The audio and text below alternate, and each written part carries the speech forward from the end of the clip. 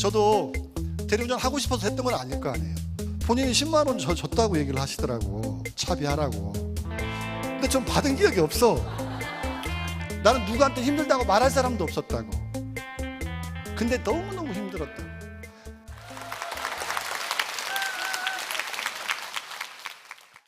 인사를 할 때마다 항상 하는 얘기가 삶이 바뀌었다는 얘기입니다. 여러분도 삶이 바뀌고 싶죠?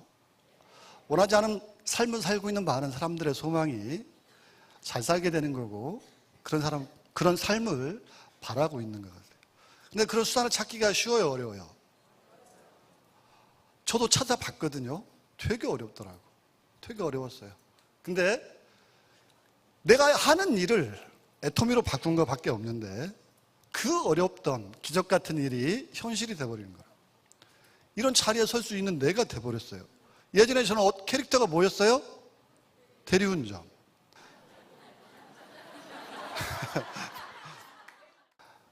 사회 초년생일 때는 통신기술직으로 그곳에서 선로 설계 업무를 맡고, 남들이 그래도 괜찮다고 하는 직장에 다녔었고, 그게 제 평생 직장일 거라고 생각했었습니다. 잘 근무하다가 문제가 생기죠. 돈이 모자란 거야. 그때 보너스 받아야 겨우 한 200만 원 정도 월급을 받았고, 그 월급마저도 제가 가져가요, 안 가져가요? 못 가져가. 그때 이미 가정을 꾸렸었기 때문에. 그러면 이제 다른 데에서 내가 방법을 찾아내기 시작해야 되는데 가진 건 또 없고, 그때 다행히 이제 친구가 화장품 대리점을 한번 해볼래 제안을 해서 내가 도와줄 테니까 해보라고 그래서 화장품 대리점을 또 열심히 했던 적이 있고, 그래도 또 망했어요. 원했던 소득이 안 올라와요. 안 올라와. 그래서 그것도 그만두게 되고, 그런 이제 많은 일들을 경험을 하고 할 게 없어서 대리운전밖에 할 게 없었던 그때에 희망이 있었겠어요, 없었겠어요? 부자 된다는 생각은요, 할 수가 없었어요. 집에만 가면 어머니가 울었기 때문에 집에도 들어갈 수 없었고, 제발 평범해졌으면 좋겠다라는 생각이 제 마음속에 있었습니다. 예전에 직장 동료들 보면요, 얼마나 부러웠는지 몰라요. 아휴, 내가 왜 저기를 그만둬가지고 하는 후회가 그때는 많았다고요. 그때 애터미를 알게 됐습니다. 지금 여러분들은 똑똑하니까, 똑똑하지 않아도 이제 외형을 보면 믿을 수 있는 회사라는 건 알겠지만, 그때는 너무나 가난한 회사였어요.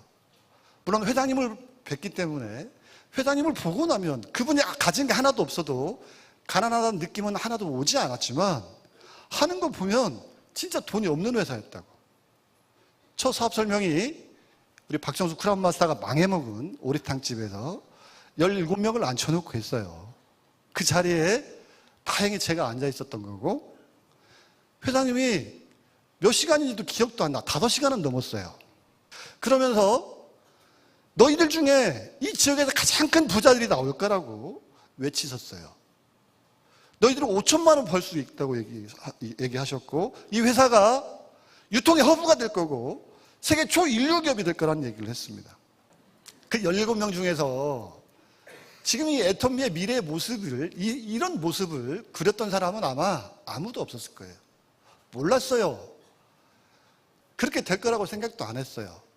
우리 임수택 총장님은 회장님이 좋아서 일을 시작하셨던 분이고, 이런 분이라면 네트워크 마케팅의 경영자들 저도 많이 만나봤습니다.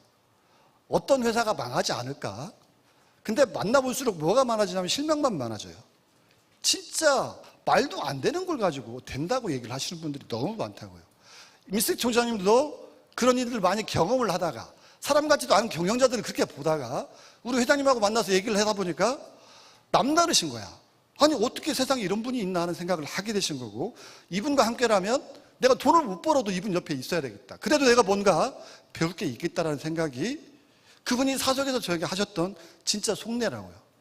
물론 당연히 기대도 있었겠죠. 이런 경영자라면 내가 진짜 또 다른 인생을 살 수도 있겠다는 기대도 있었겠지만, 내가 혹시 돈을 못 벌어도 이분 옆에 있으면 많은 걸 배울 거라고 얘기를 하셨던 분이 임수택 총장님이었고, 우리 박정수 단장님은 뭐라고 얘기했어요, 얼마 전에? 회사가 잘 나가든 못 나가든 이 화장품이면 내가 판매를 해서라도 내가 먹고 사는데 지장이 없겠다라고 얘기를 하고 시작을 하셨다고. 저는 성공은 젖혀두고 잘하면 한 달에 200만 원 정도는 그래도 벌 수 있겠다 하는 기대가 있었던 거예요.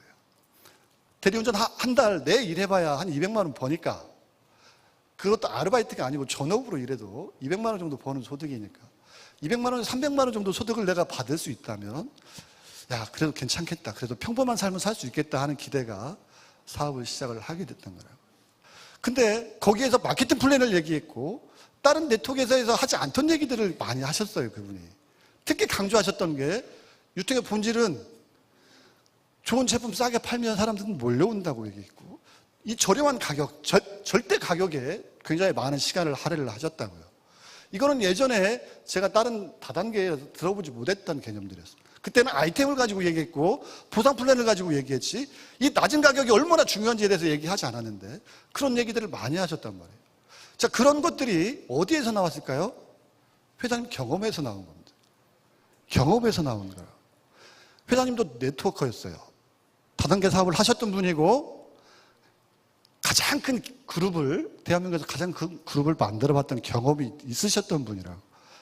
저희가 원하지도 않았는데 회장님께서 어느 날 사진을 보여주신 적이 있어요. 최고 직급자 갔을 때 사진, 회장님의 사진 모습. 회장님이시거든요. 아마 이때의 회장님이 하늘 높은 줄 모를 때가 아닌가 하는 생각을 가지고 있습니다. 자, 이걸 경험을 하고 네트워크 마케팅을 경험을 하고 리더스 클럽, 우리 애터미의 리더스 클럽이 아니고 우리나라에 존재하는 많은 네트워크 마케팅의 최고 소득자들을 모아가지고 리더스 클럽이라는 걸 만들었죠. 여기에서 네트워크들의 어떤 권익을 보호해보자, 이런 취지로 만들었다고 얘기를 했고, 모여서 무슨 일을 했어요 하고 물어봤더니 서로에게 배웠다고 얘기하더라고요. 국내 최고 가는 회사들의 성공자들도 있었고 자기 파트너들에게는 얘기하지 못하는 속사정들을 우리 속 터놓고 얘기해보자, 그 시간을 거의 2년 동안을 했다고 하니까 한국에 있는 모든 네트워크 마케팅의 허와 실을 다 알게 되신 거고, 그리고 또 IM코리아닷컴이라고 하는 쇼핑몰을 하셨고 10만 가지 상품을 취급을 하셨고 또 망했죠. 얼마나 다행인지 몰라요, 망한 게. 그러면서 또 배우신 거예요. 성공해서 배우고 망해서 배우고, 더군다나 병까지 와가지고 부도나고 시달리다 보니까 병까지 오셨다고. 그래서 당뇨하고 간경화가 겹쳤다고 하시더라고요. 그러니까 저희가 처음에 회장님을 만나셨을 때는 이제 건강에서 회복하신 지 얼마 안 되셨을 때예요. 그분은 죽음을 눈앞에까지 둬봤고, 그래서 물질에 대한 욕심이 없었거든요. 그런 것들이 어우러져서 가난하지만 가난하지 않은, 머릿속으로는 이미 초인력이 된, 그래서 그런 확신을 가지고 열정을 토해놓을 수 있는 사업 설명 5시간을 저희가 들었던 거예요. 그리고 내내, 앞으로도 내내 회장님께서 이 시간을 다 주관하셨어요. 섹서스 아카데미 원데이 세미나 어떤 장소에서도 누구를 앞에 세워서 하신 법이 없었고 저희들이 못 나기도 했었고요. 또 가진 거 없는 회사에서 자기의 머릿속에 들어있는 이거라도 정확하게 표현해줘야 회원들이 생길 거라고 생각을 하셨던 거죠. 그래서 누구한테도 맡기지 않고 그분이 직접 모든 걸 다 주관하셨고, 그 모습을 보면서요 저희들이 얼마나 미안했는지 몰라요. 얼마나 고마웠는지 몰라요. 자리를 좀 채워야 되는데 자리가 안 채워지는 거예요.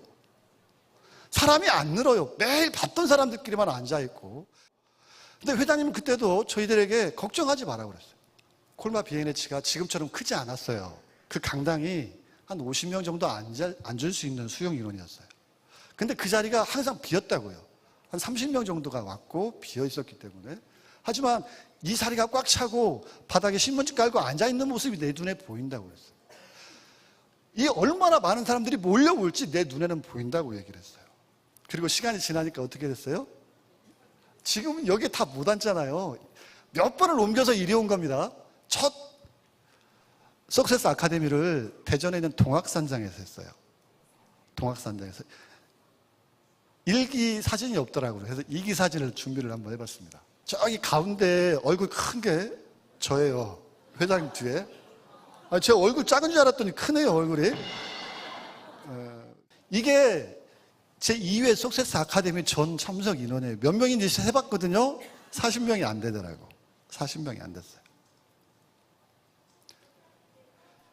저 인원들 중에서 보이지 않으신 분들도 있지만 대부분의 사람들은 애터미에서 뭘 경험했어요? 기적을 경험했어요. 기적을. 삶의 변화를 일으켰다고요. 이때는 최고 직급자가 뭐예요? 판매사. 지금 판매사 하시는 분들 보면요, 제가 안타까운 게 있어요. 본인이 이거 직급이 직급도 아니라고 여기시는 것 같아. 그러지 않았으면 좋겠습니다. 저희 때는 이 판매사 때부터 본인이 최고 직급자였고 최고 리더였어요. 그런 생각이 훨씬 더 긍정적인 생각 아닌가요? 익산에서 지역 원대회를 처음 했습니다. 익산에서 지역 원대회를 처음 했어요. 그리고 그때 처음으로 직급자 및 센터장 회의라는 게 있었어요. 근데 저는 센터장도 아니었고 직급자도 아니었어요. 저는 들어갈 수 있어요, 없어요? 못 들어가요. 제 아이디가 몇 번이라고요? 4번. 근데 못 들어가는 거야. 그러니까 이제 사람들이 모여있는 곳에 가면 어떻게 돼요? 창피하죠. 움츠러들죠. 소실적인 파트너가 한 분도 없어. 가입되신 분은 있지만 활동을 안 하니까. 어느 날부터 외톨이인 것 같고 그들 옆에 다가가기 힘들고, 그래도 석세스는 가야 되는데 뭐가 들어요? 돈이 들잖아요. 돈이. 비용이 들잖아요. 톨게이트비도 되게 아까웠어요, 그때는. 그래서 콜막 공장 갈 때 국도로 다녔어요. 시간이 한 10분, 20분 정도 더 걸렸는데 국도로 다녔다고. 초대해서 모시고 가면 끝나면 또 전주로 내려와야죠. 그러면 뭐 먹을 시간이에요? 저녁 먹을 시간이에요. 저녁 먹을 시간. 그냥 돌려보내야 돼요? 저녁 먹고 보내야 돼요? 그게 그렇게 힘들었다고요. 돈이 없으니까. 돈 때문에 울었던 적이 있어요. 그러니까 여러분들 미팅하다가 뭐 힘들다 이런 얘기하면 진짜 힘든 건 아닌 걸까 하는 생각을 하게 됩니다. 전 돈 가지고 상처를 많이 받았는데 그때 알던 지인하고 결별하게 된 게 10만 원 때문에 그랬어요. 10만 원 때문에. 10만 원만 빌려달라고 그랬더니 봉투에다 이쁘게 포장해서 10만 원을 딱 줘요. 그 다음부터 전화를 안 받아요.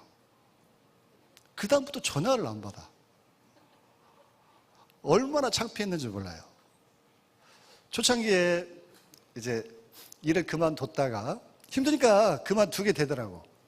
계속 성공은 얘기하는데 나는 이제 못할 것 같은, 다른 사람은 해도 나는 못할 것 같은 그런 생각이 들었었고, 돈도 있어야 되고, 그러니까 대리운전을 계속 했던 일이니까 다시 대리운전으로 돌아갔던 적이 있습니다. 3개월 정도. 부자가 될 수 있는 일들을 해야 되는데 대리운전은 가족도 부양을 못하고 나 혼자 목에 불칠하는 정도라고요. 재미도 하나도 없는데 그냥 그 동료들 보면서 위로받고 살죠. 높은 데를 쳐다보는 게 아니고 나보다 못난 사람들을 쳐다보고 위로를 받았던 적이 그때였고.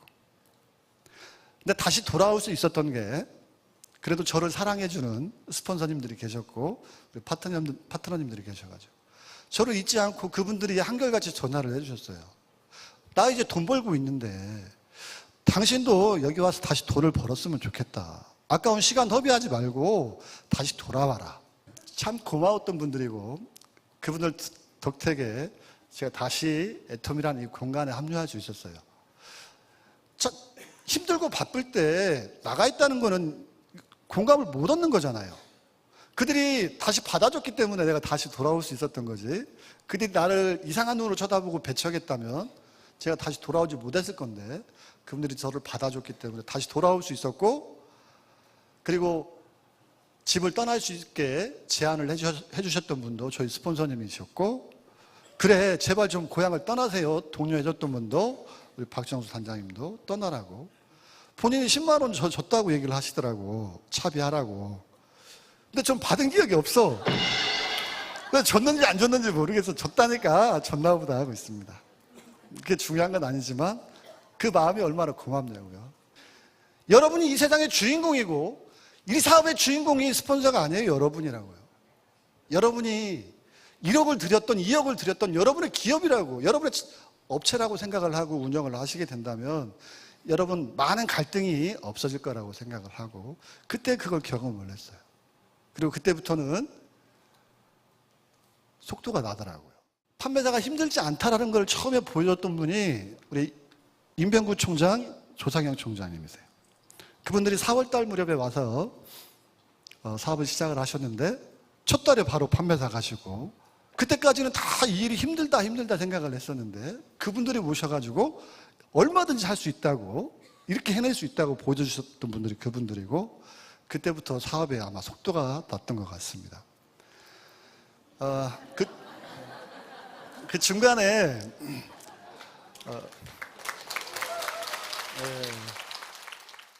박정수 단장이 화장품만 팔아도 먹고 산다고 뭐 자신이 있다고 얘기했었지만, 회사가 망하면 돼요, 안 돼요? 안 돼요.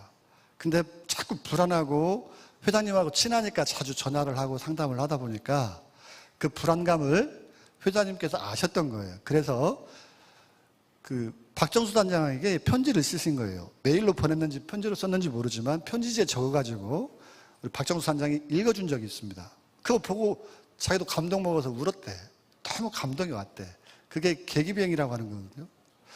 박정수 단장이 소개를 해야 되는데 그때 이 소개를 안 한 것 같아서, 그때 사업자들에게 너무 영향을 줬던 편지였어요. 그거를 여러분 다시 한번 제가 읽어드리려고. 오늘의 삶이 만족스럽다면 우리는 길을 떠나지 않아도 됩니다. 우리는 지금 가보지 않은 길을 가려고 합니다. 미래의 불확실이 두려워서 미래를 향해 발을 내딛지 않는다면 내일 또 오늘과 비슷한 삶이 전개될 것입니다. 우리가 불안한 것은 새로운 길을 향해서 떠나기 때문입니다. 길을 떠나는 자에게만이 목적지에 도달할 가능성이 있습니다. 그래서 지금의 불안은 성공자라면 누구나 겪었던 일이며 성공의 필수 요건이라 할 수 있겠죠. 도리어 우리는 현실에 안주하려는 자신을 경계해야 합니다. 계기비행은 아무것도 보이지 않는 안개 속에서 계기판만 보고 비행기를 조종하는 것입니다. 초보 비행사는 눈으로 직접 산과 들을 보고 비행을 해야만 안심이 되지만, 경험 많은 비행사는 안개 속에서 시계 비행이 불가능한 상황에서도 계기판의 수치만 보고 편안히 비행을 할 수 있죠. 구름 위로 높이 떠서 푸르른 창공을 바라보면 불안은 금방 탄성으로 바뀝니다. 지금 애터미호의 비행 계기판의 수치는 양호합니다. 조종사 한길로부터. 이 글이 그런 많은 용기를 줬던 글이었고, 사업자들이 이곳을 떠나지 않고 도전을 포기하지 않고 계속 인내할 수 있었던, 참아낼 수 있었던 아주 중요한 원동력이었던 것 같아요.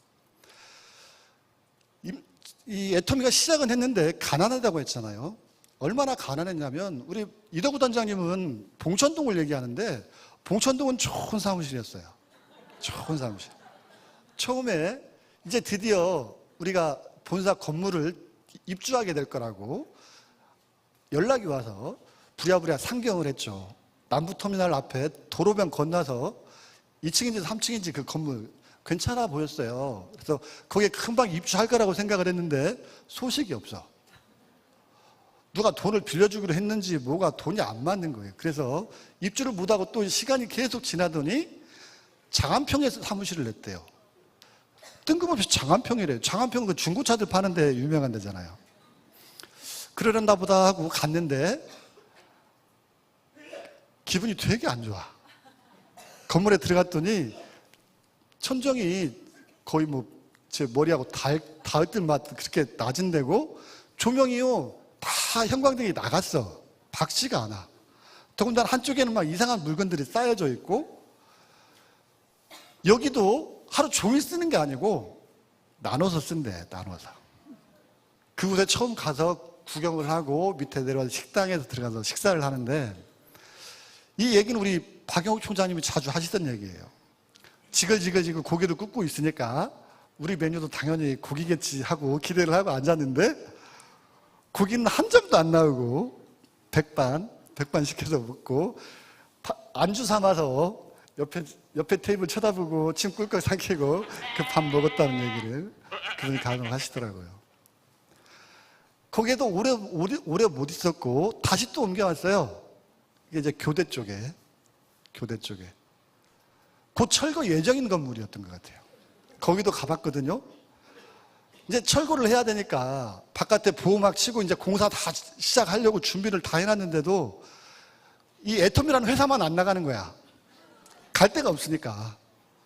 어쩔 수 없이 수도를 끊어서 그때서야 나갈 수 있었고, 그때 이제 옮겨간 데가 봉천동 사무실이에요. 임색촌. 거기는 4층이었고 엘리베이터도 있었고 수도도 안 끊기고 잘 나왔고, 이 뭐 A4 용지로 애터미 붙였던 건 맞아요. 근데 저는 그게 하나도 창피하지 않았었어. 그 사무실에 제가 자주 몇 번은 못 갔지만 갔던 적이 있어요. 서울살이 하던 우리 임수색 총장님이 서울에 터를 잡고 있었고, 저도 새로운 파트너 만들어 보려고 서울로 올라가서 잠을 잤던 적이 있습니다. 자, 그곳에서 새로운 파트너를 찾았고, 아이디가 15번인데 이 친구를 이제 내가 데리고 왔어요. 일하자고. 그래서 그날 같이 이제 식사를 맛있게 하고, 그 동생하고 그 동생이 데리고 왔던 사람을 데리고 임수색 총장이 주무시는데 내가 간 거야. 원룸 사무실이었어. 아니, 오피스텔이었어요. 가보니까 창고 같아. 소파 하나만 있고 아무것도 없어요. 근데 거기에서 그 바닥에 파티션이 뭔지 알죠? 사무용 가구 있잖아요. 칸막이 하는 거. 파티션을 바닥에, 세면 바닥에 깔고, 난방이 안 되니까 그 위에 담요 하나 깔고 그 위에서 자는 거예요. 그 바닥에서. 잠도 안 자. 더군다나 이분이 불안하니까. 돈도 없으니까 그분이 주머니에 1,000원짜리 하나 남았는데 그걸 차마 쓰지 못하고 그거라도 가지고 있어야 된다고 가지고 다니셨던 분이거든요. 돈 없고 배고프니까 구두 광이라도 놔야 된다고. 잠도 안 자고요. 거기 오셨던 분들 다 구두 가져다가 밤새도록 광만 내고 있어요. 같이 왔던 이 동생이 그 다음날부터 같이 일하기로 했는데 연락 두절. 근데 임수색 총장이 나중에 아마 그렇게 가난한 거 보고, 그렇게 비참한 거 보고 도망간 것 같다고 얘기를 하고, 아, 그럴 수 있겠구나 그때 생각이 나더라고요. 그분이 저를 또 많이 도와줬어요. 초기 사업할 때 가장 힘든 게 돈이죠. 항상 돈이 부족하죠. 근데 달라고 부탁을 한번 해볼까 전화를 들었다가 전화를 끊었던 적이 있거든요. 근데 말 안 해도 알았나 봐. 마산에서 센터 세미나를 할 때 오셔가지고 거기서 사회도 보고 진행을 하시다가 김성희 사장 이쪽으로 와봐 하더니, 그때 제 직급도 없을 때니까 요즘 힘들죠 하고 지갑을 탁 꺼내더니 세보지도 않아. 세봤으면 안 멋있었을 건데 안 세봤어요. 안 세보고, 그때는 5만 원권이 없을 때라 만 원권을 탁 집어가지고 힘들 텐데 경비로 쓰세요 하고 도와주시더라고. 그 눈물 나요, 안 나요? 큰 금액은 아니지만 그런 것들이 초창기에 그 어려운 시절을 우리가 견디고 이겨낼 수 있었던 끈끈한 정 같은 것들이 아니었나 싶습니다. 저는 네트워크요, 유통이라고 생각 안 해요. 이 일을 우리가 오래 하게 되면 우리가 유통의 전문가가 될까요? 그렇지는 않더라고. 이 일은 결국 관계사업이더라고요. 시간이 지날수록 사람 전문가가 되는 것 같아요. 더 많은 사람을 이해하게 되고, 눈빛만 봐도 그 사람 마음을 알게 되고, 내가 뭘 도와줄 수 있나 없나 생각하게 되고. 시간이 지나면 우리 유통의 전문가가 아니고요, 사람 전문가가 되는 거고, 그 사람 전문가가 의미가 크더라고요. 일반 전문가들하고 절대 뒤지지 않더라고요. 오히려 더 나아 보이더라고요. 이제 성공자가 되니까 지역에서 뭐 훌륭한 자영업자들 많이 만날 거 아니에요. 교류가 많아요. 그들 중에 어떤 사람도 애터미 로얄 마스터다 밥 살 수 있는 사람이 없습니다. 밥 살 수 있는 사람이 없어요. 밥은 항상 제가 사고 다니더라고요. 이 비즈니스가 절대 적은 비즈니스가 아니다고요. 큰 사업이라고요. 여러분이 보기에 부러워 보이는 많은 사람들이 있을지 모르지만 그들 중에 누구도 저희보다 잘나지 않은 것 같더라고요. 놓치지 마십시오. 놓치지 마세요. 송년회 때 그분이 하셨던 얘기가, 멘트가, 나는 누구한테 힘들다고 말할 사람도 없었다고. 근데 너무너무 힘들었다고. 내가 약해질 수 없었다고. 그러면서 눈물을 보이셨던 적이 있고, 엊그제도 본인 환갑이라고 직원들이 이벤트 해주니까 그때도 눈물을 보이시더라고요. 아마 누구보다도 치열한 불꽃 같은 50대를 보내셨고, 이제 많은 걸 이루셨고, 제가 생각해도 자랑스러우실 것 같아요. 자랑스러우실 것 같아요. 그리고 그동안에 많은 것들이 눈물 놓치게 하실 것 같더라고. 이 소중한 애통이라는 이 수단을 통해서 여러분도 원하는 삶들을 사시고 사랑을 나누시는 가슴 따뜻한 리더들이 되시기를 진심으로 바랍니다. 마치겠습니다.